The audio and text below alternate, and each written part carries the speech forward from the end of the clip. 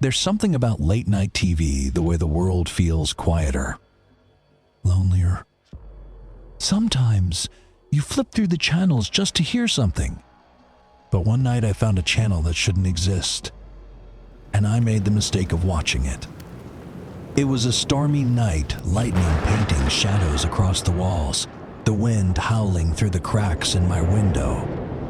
I couldn't sleep, so I turned on the TV. Old thing, boxy, barely worked without a little coaxing. Click. Static. Click. Infomercial. Click. More static. Then a new channel flickered to life. No number. Just blank. And then it began. The screen showed a room. Dimly lit, gray walls. A single wooden chair sat in the center. Empty. At first, I thought it was some kind of experimental art. Maybe a student film looping on public access. But then, the camera shifted. Just a little. Like someone was holding it. And something stepped into the frame. The man. Tall. Dressed in black. No visible face. Just a smooth, pale shape where his features should have been. He stood behind the chair, staring, unmoving. I tried to change the channel, but the remote didn't respond. Neither did the buttons on the TV. It was stuck. Then, the man leaned down and pointed at me. At the screen. No, at my screen. I sat frozen. The man raised a hand and tapped on the back of the chair. 3 times. And that's when the sound started. A low hum. Not from the TV, but from inside my apartment. Behind me. I turned slowly, expecting nothing. But I saw it. A chair. Just like the one on screen. In the middle of my living room. It hadn't been there before. My heart skipped. I stood up, breath shaking. The chair was empty, just like on the screen. Then I blinked, and someone was sitting in it. The man was now in my apartment. Not on TV. His featureless face turned toward me. He didn't speak, just tilted his head, studying me like an insect under glass. I ran for the door. Locked. I grabbed a lamp, swung it. He was gone. No sound. No movement. Nothing. I turned back to the TV. Now the screen was filled with static again. But not normal static. Hidden in the snow were eyes. Hundreds of them. Watching. And then, a voice buzzed through the speakers. Distorted. Garbled. But clear enough. You saw it. Now it sees you. I smashed the TV. Unplugged it. Threw it in the dumpster. But it didn't end. Now, every screen I pass TV, phones, computer monitors, flicker when I walk by.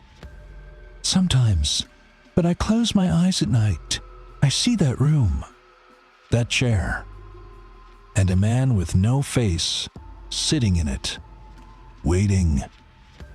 And sometimes he's not waiting anymore. He's standing and walking toward me. Some people say old apartment buildings have a soul. Well, that creaks with memory. Pipes that groan with time. But sometimes they hold on to things that should have left long ago. I moved into apartment 302 thinking it was a fresh start. But I didn't realize the apartment upstairs was never empty. I'd just gotten out of a bad breakup, and 302 was cheap. Too cheap. A 3rd-floor unit in an old brick building downtown, surrounded by cracked pavement and broken streetlights. The landlord was in a hurry to rent it. Handed me the keys, barely said a word, then disappeared down the stairs like he didn't want to be caught there after dark. I unpacked that night, trying to feel at home. The place was quiet, peaceful even, but then I heard it. Footsteps. From the apartment directly above me.